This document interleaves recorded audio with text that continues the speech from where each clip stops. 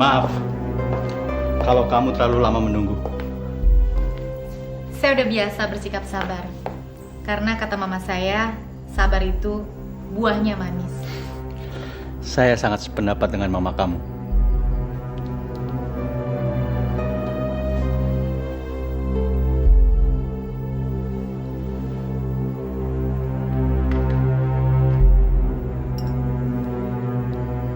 Kita sudah lama saling bersandiwara.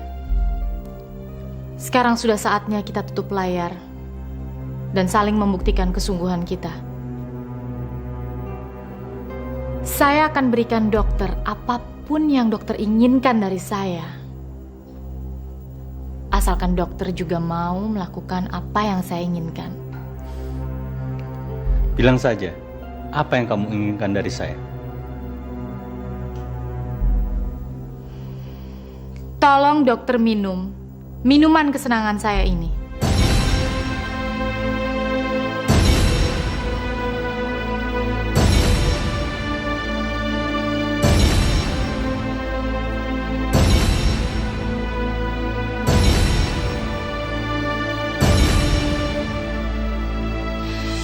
Sekarang jawab dengan jujur, dokter.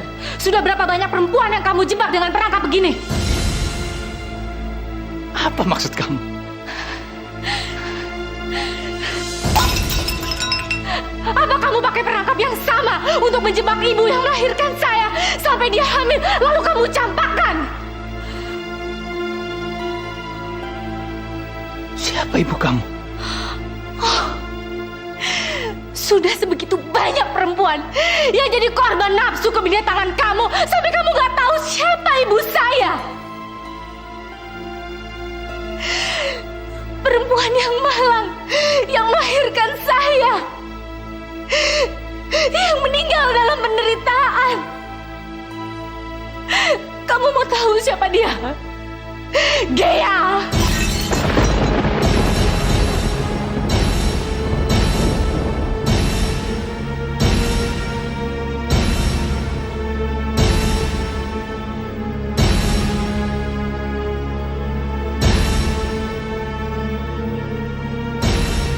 Ternyata kamu anak saya. Ya Tuhan. Manusia seperti kamu tidak pantas menyebut nama Tuhan. Dan kamu juga tidak punya hak untuk menyebut saya anak kamu. Karena kamu sudah membuang hak itu ke tempat sampah.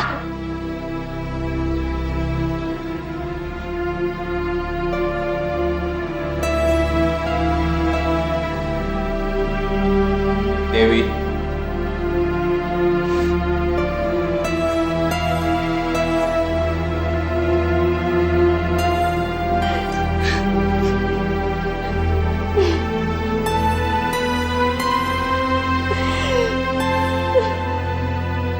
Saya merasa jijik sama diri saya sendiri.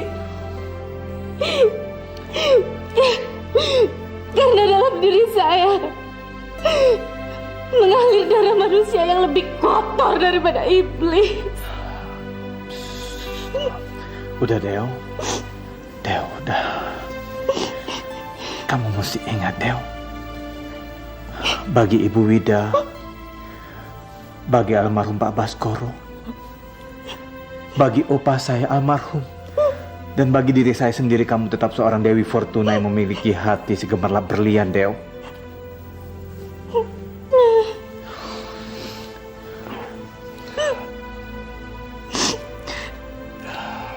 Sekarang kita pulang.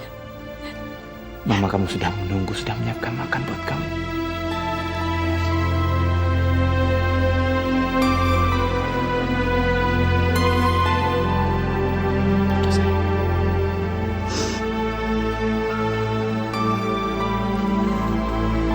Dewi.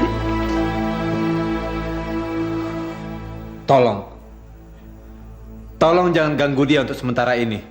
Sekalipun hanya untuk minta maaf.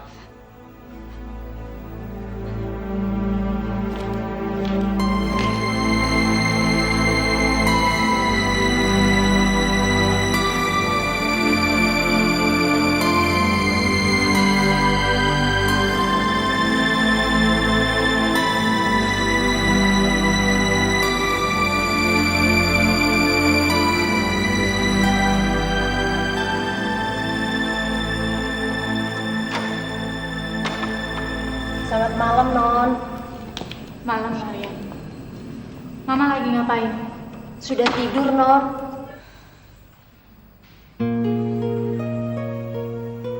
Kamu kenapa? Nggak apa-apa, Non. Nggak apa-apa.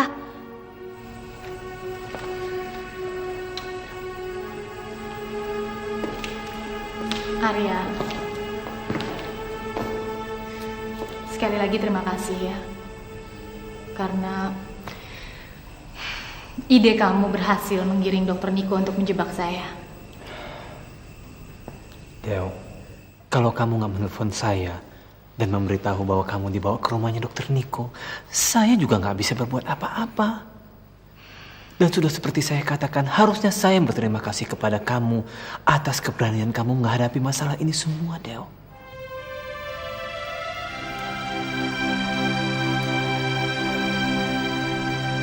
Del, sekarang sudah saatnya buat kita.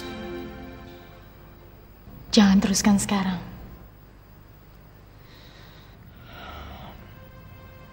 Oke, saya jemput kamu besok. Jangan dulu deh. Soalnya besok saya sudah izin untuk cuti 1 hari dari kantor. Saya janji untuk nemenin mama saya seharian. Kita akan ke apartemen Raja. Oke deh. Kalau gitu saya permisi ya sekarang. Saya antar kamu ke depan ya. Gak usah, saya gak apa-apa kok.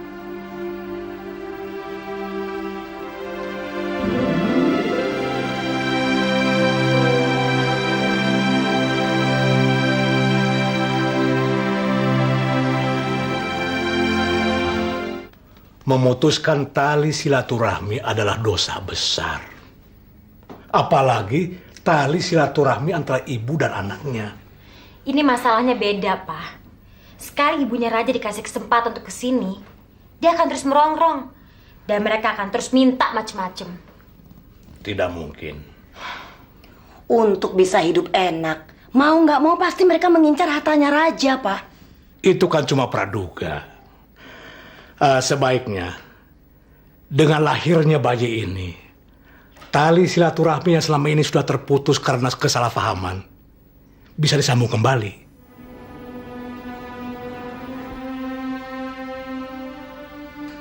Ya, kalau semuanya merasa keberatan untuk menyampaikan berita gembira ini kepada Seswida, saya sendiri bersedia menyampaikannya. Kamu tidak berhak ikut campur dalam hal ini. Saya tidak berniat turut campur. Saya akan minta izin pada Raja. Bagaimanapun, restu ibu mertuamu akan membantu memberikan kelapangan bagi rezeki anak ini di kemudian hari. Dan akan memberikan kemudahan di dalam kehidupan anakmu ini.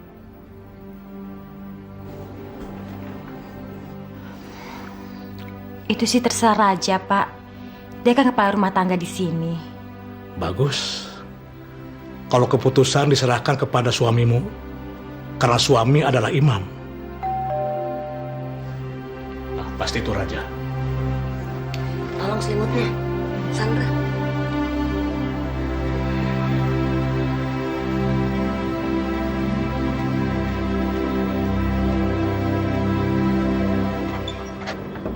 Selamat siang. Selamat siang, silakan.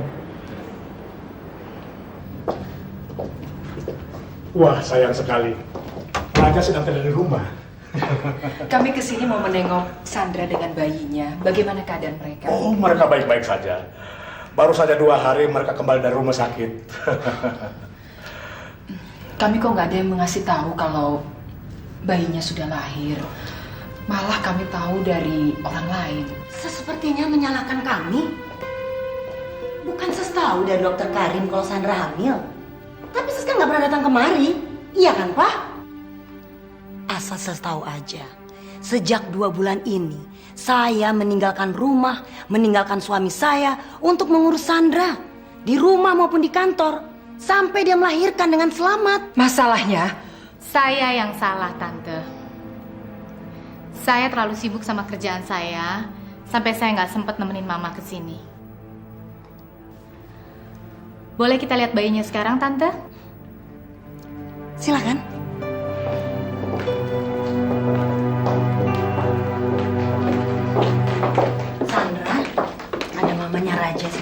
Apa kabar Sandra? Baik, Tante. Ini untuk Sandra. Terima kasih. Boleh saya gendong bayinya? Boleh. Sebentar. Mungkin Ses tanpa menyadari, Ses datang dari luar membawa virus dan polusi.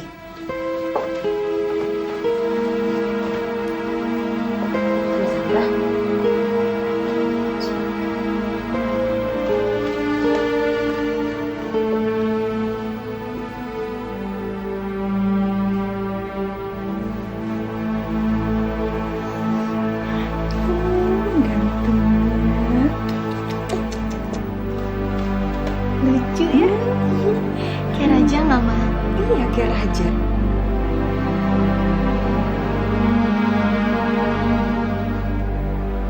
Cakepnya.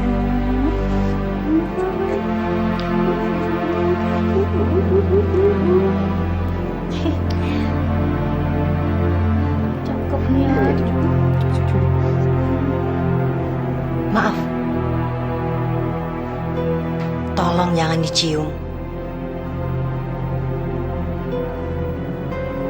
Bayi ini masih steril.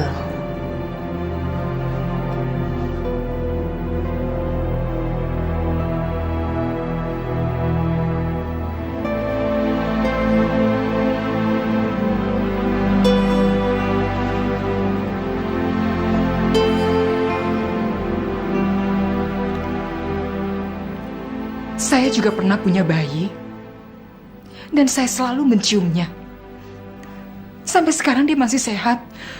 Bahkan dia sudah menjadi seorang ayah. Ses, zaman sudah berubah. Dulu tidak ada polusi, tapi sekarang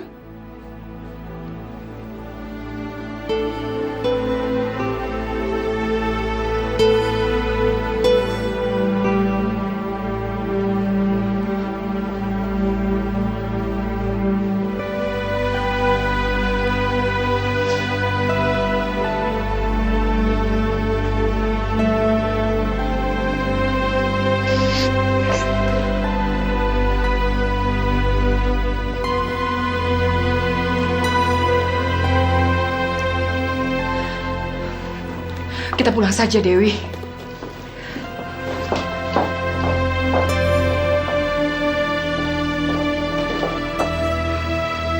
Kamu keterlaluan.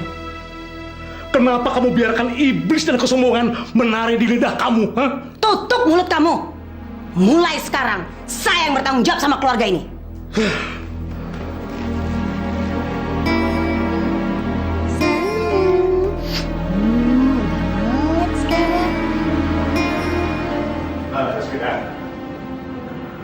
Maafkan tindakan istri saya. Dia begitu mungkin karena dia terlalu tegang menunggu Sandra melahirkan. Maaf, saya yang salah. Seharusnya saya tidak datang kemari. Permisi. Permisi, Om. Ya.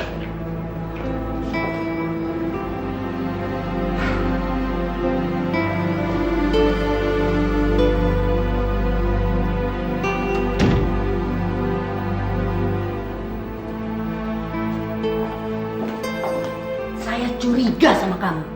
Jangan-jangan kamu yang suruh mereka datang ke sini. Saya tidak heran dengan kecurigaan kamu. Karena hati kamu selalu dikotori pikiran-pikiran yang tidak baik.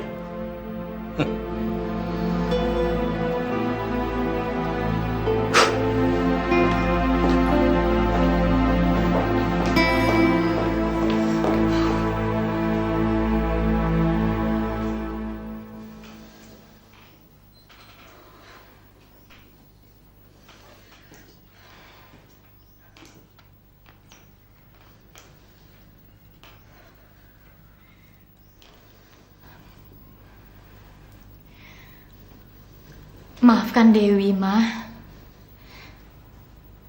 Dewi yang maksa Mama untuk ke sana. Dan ternyata kunjungan kita justru melukai perasaan Mama. Mama ke sana bukan karena paksaan kamu, tapi karena Mama ingin membuktikan sekali lagi sama kamu bahwa Raja sudah bukan lagi bagian dari keluarga kita. Dia adalah bagian daripada keluarga istrinya dan dia sudah merasa bahagia di sana. Apa yang yang terjadi di sana tadi sebetulnya cukup baik buat kita, terutama buat kamu. Sekarang kita tidak perlu lagi menunggu kalau Raja mengetuk pintu rumah kita. Dan kalau bunyi telepon berdering, kita tidak perlu lagi berharap mendengar suara Raja lagi. Hukum alam akan tetap berjalan, tanpa peduli kita suka atau tidak suka. Kalau burung sudah bisa mengepakkan sayapnya sendiri, ya pasti akan pergi meninggalkan sarangnya dan membuat sarangnya sendiri.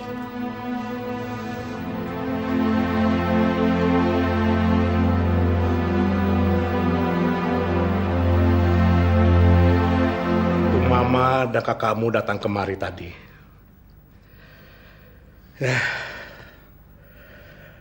Ada hal hakiki yang membedakan manusia dengan burung atau hewan lainnya, yaitu perasaan dan moral. Secara moral, menghormati ibu adalah suatu kewajiban. Mamah kamu dan Dewi adalah orang yang secara moral seharusnya sangat kamu hargai. Mereka berhati lapang dan sangat penuh pengertian. Tidak ada manusia lain yang bisa menerima dengan tabah segala perlakuan seperti yang diperbuat oleh Sandra dan istri Papa. Saya mengerti, Pak. Papa telah gagal mendidik istri Papa. Tapi Papa berharap kamu tidak boleh gagal mendidik istri kamu. Sebab apa yang terjadi terhadap orang tua kamu bukan tidak mungkin akan ditimpakan Tuhan pada kamu.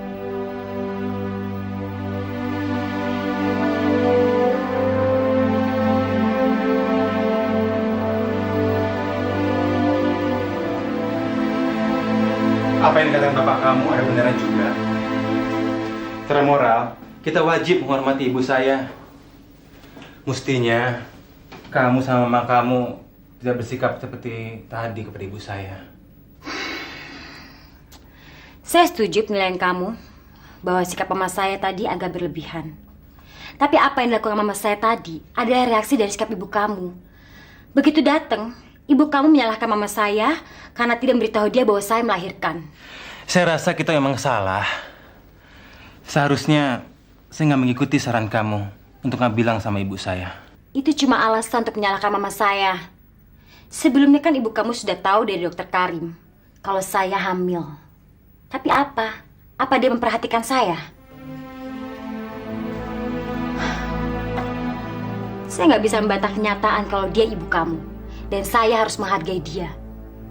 Tapi penghargaan itu harus dari kedua belah pihak dong. Apapun alasannya tetap nggak pantas kalau dia diperlakukan dengan sinis. Kenapa sih kamu tidak bisa bersikap timbang rasa beberapa menit aja? Ibu saya datang ke sini bukan untuk menginap 1 bulan kan? Percuma kita berdebat. Kalau kamu hanya menyalahkan satu pihak saja. Kalau kamu merasa ibu kamu tersinggung, kamu jelasin dong sama dia. Supaya dia juga ngerti perasaan saya dan perasaan mama saya. Dan kalau kamu merasa dia memang pantas menjadi ibu kamu, kasih dia uang dong setiap bulan. Apa maksud kamu? Raja. Apa kamu nggak merasa bahwa dia hanya menjadikan anak kita ini cuma sebagai alasan untuk datang ke sini? Yang dia mau cuma uang dan uang. Nggak mungkin, Sandra. Sayang, kamu selalu terlambat untuk sadar. Ada baiknya untuk kamu dan untuk hubungan kita. Kalau kamu mau mendengarkan apa yang saya bilang, dan kamu lakukan apa yang saya sarankan.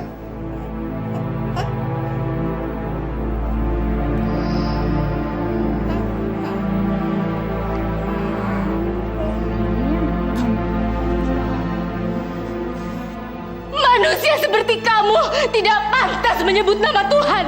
Dan kamu juga tidak punya hak untuk menyebut saya anak kamu. Karena kamu sudah membuang hak itu ke tempat sampah.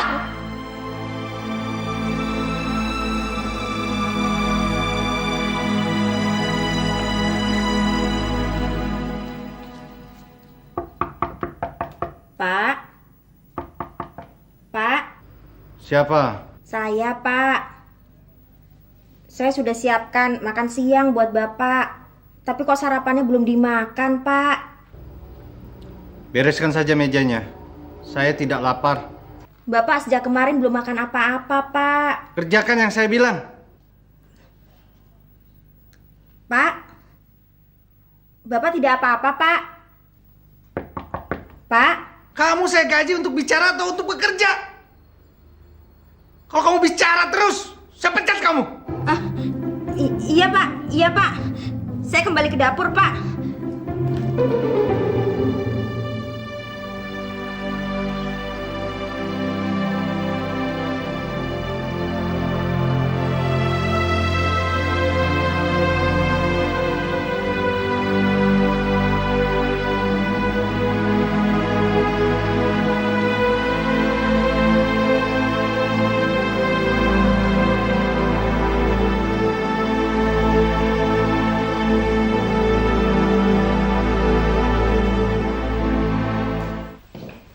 Ma?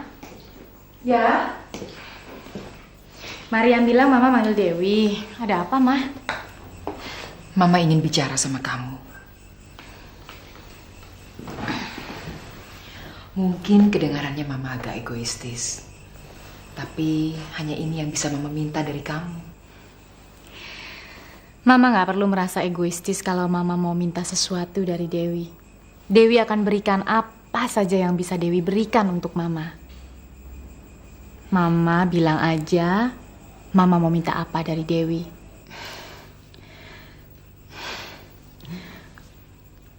Mungkin Mama agak kekanak-kanakan.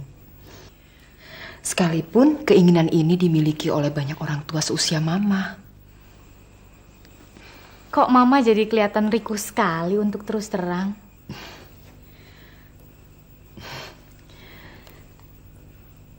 Mama ingin punya cucu.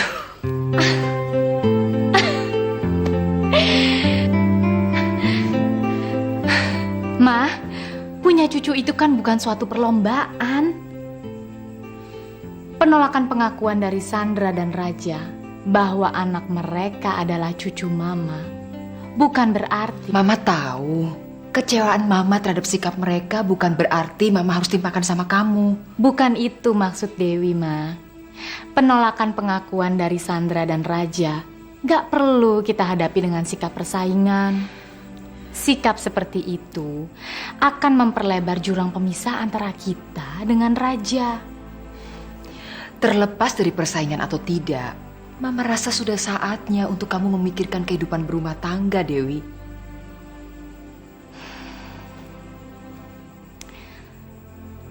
Ya, Dewi ngerti, Ma. Dewi tahu itu.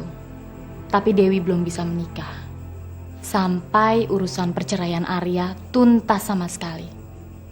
Sekarang Arya kan sedang menunggu keputusan hakim mengenai surat permohonan perceraian yang sudah ditandatangani oleh dia. Terima kasih. Kebahagiaan Mama adalah kebahagiaan Dewi, Ma.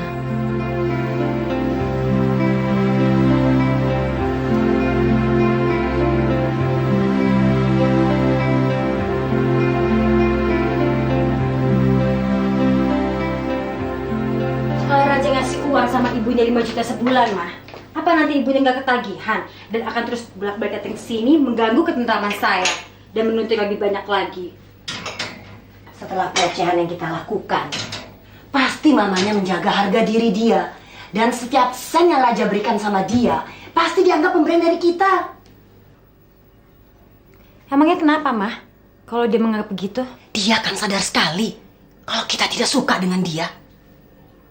Dia pasti tidak akan menerima pemberian Raja sebagai sebuah kasih sayang. Tetapi dia anggap suatu penghinaan. Mama yakin dia akan merasa begitu? Mama berani taruhan, potong kuping Mama. Dengan begitu, mamanya akan marah sepanjang hidupnya. Dia akan mengharamkan untuk menginjakkan kakinya di rumah kalian.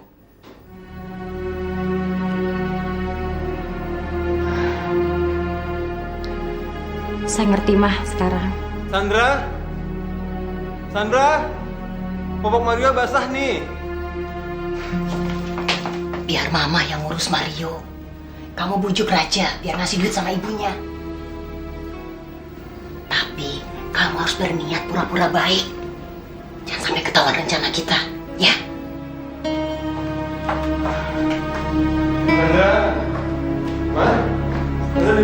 Sandra ada di dapur. Biar mama yang ngurus Mario. Kamu sarapan aja dulu. Apa? Nggak apa-apa. Kasih ya.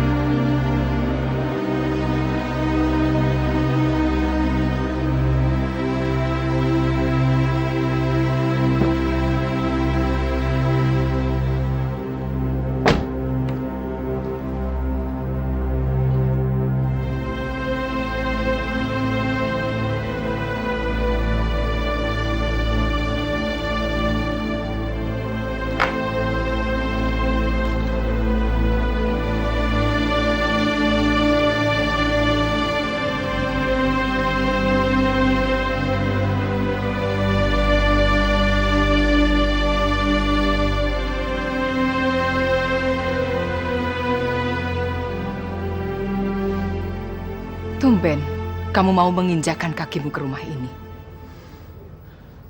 Mama sehat? Tidak usah basa-basi. Angin apa yang mendorong kamu datang kemari? Sandra baru cerita sama saya, Mbak, tentang sikap mertua saya kepada Mama. Terus terang, saya kecewa. Tapi justru sikap mertua kamu membuat saya bahagia. Saya bingung. Saya nggak mengerti maksud Mama. Justru saya yang bingung. Kenapa kamu tidak mengerti apa yang saya maksud? Kamu tahu kenapa orang menderita? Karena orang itu hidup dalam harapan. Dan dia mencoba terus merangkak dalam kepedihan. Untuk mencapai kebahagiaannya. Padahal hati kecilnya selalu bicara. Bahwa semua impiannya itu hanya sebuah fata morgana. Dan yang paling menyakitkan buat saya adalah ketika kalian menghancurkan semua impian saya. Tapi ketika kalian menari-nari di atas kehancuran itu, saya seperti tersadar bahwa inilah saat bagi saya untuk menguburkan kegembiraan kalian ke dalam masa lalu saya. Saya seperti tersadar untuk kembali menatap ke masa depan dan membangun kembali semua impian saya yang lain. Dan itulah yang membuat saya merasa memiliki kebahagiaan yang pernah hilang dari genggaman hati saya. Saya bisa mengerti kemarahan Mama karena saya mengambil alih perusahaan yang tinggalkan Papa. Mungkin dalam pandangan Mama, setiap gerak saya adalah kesalahan dan kedurhakaan. Tapi demi Tuhan, Ma, saya tetap merasa bertanggung jawab atas kehidupan Mama.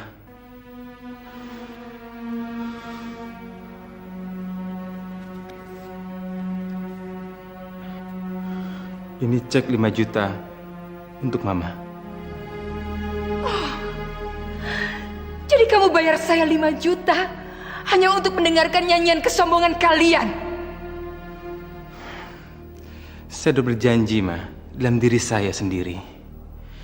Mulai sekarang dan untuk seterusnya, saya akan membantu biaya hidup Mama. Terima kasih. Bawa saja kembali cek itu. Apa yang diberikan Dewi dari hasil keringatnya selama ini sudah lebih dari cukup untuk membuat hidup saya tenang. Kenapa Mama selalu membanggakan Dewi dan memusuhi saya? Kalau saya mengambil alih perusahaan dari Papa, itu hak saya, Ma, bukan kejahatan. Mengambil alih perusahaan Papa kamu memang bukan satu kejahatan. Tapi bagaimana cara kamu mendapatkannya sangat bergelimang dosa. Saya anaknya, Ma. Saya darah dagingnya. Saya berhak atas warisannya. Kamu siksa batin bapak kamu. Kamu nikmati kematiannya. Itu adalah kejahatan. Membayar kasih sayang seorang ibu dengan kebencian adalah kejahatan besar. Kamu yang selama ini merasa darah daging saya justru memutuskan tali ikatan darah di dalam keluarga kita sendiri. Tapi Dewi, dia justru terus-menerus berusaha untuk menyambung tali ikatan yang kamu putus. Tapi usaha itu selalu kalian kandaskan dengan kebencian. Dia merampas Mama dari saya. Jaga mulut kamu. Kamu kira selama ini saya buta untuk melihat kenyataan bahwa Dewi selama ini selalu berusaha untuk mengembalikan kamu kepada saya. Sampai-sampai dia rela menerima penghinaan demi penghinaan yang kalian lakukan. Ma, 1 menit, Ma. 1 menit Mama singkirkan Dewi dari pembicaraan kita. Mungkin pembicaraan kita ini akan lebih tenang, Ma. Saya sudah tidak memerlukan lagi pembicaraan dengan kamu atau keluarga kamu. Dan saya sudah bersumpah pada diri saya sendiri bahwa saya tidak akan pernah menginjakkan kaki saya lagi ke rumah kamu. Karena akhirnya kalian paksa saya untuk menelan penghinaan yang sama. Saya sudah kehabisan kata-kata untuk saya ucapkan.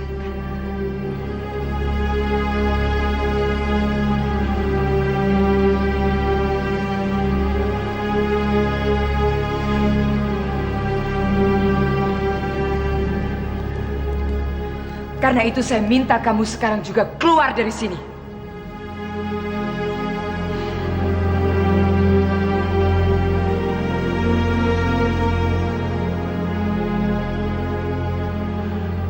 Mama mengusir saya dari rumah ini. Berarti Mama memaksa saya untuk menelan penghinaan. Saya juga akan bersumpah bagi saya bahwa ini yang terakhir kali saya menginjak kaki di rumah ini.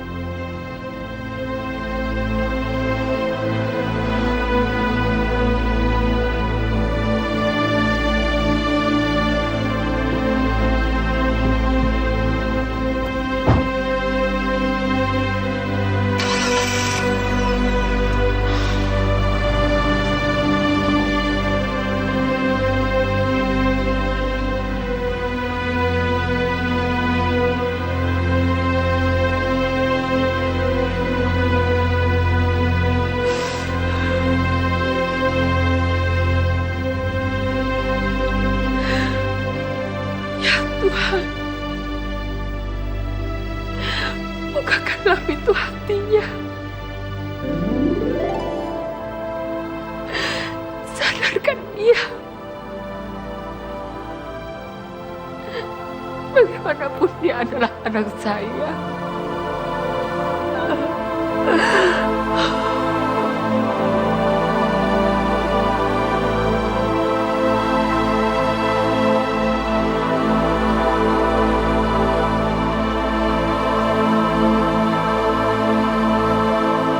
Jangan sampai ketinggalan update terbaru dari MVP Hits dengan subscribe dan klik tanda lonceng di bagian kanan.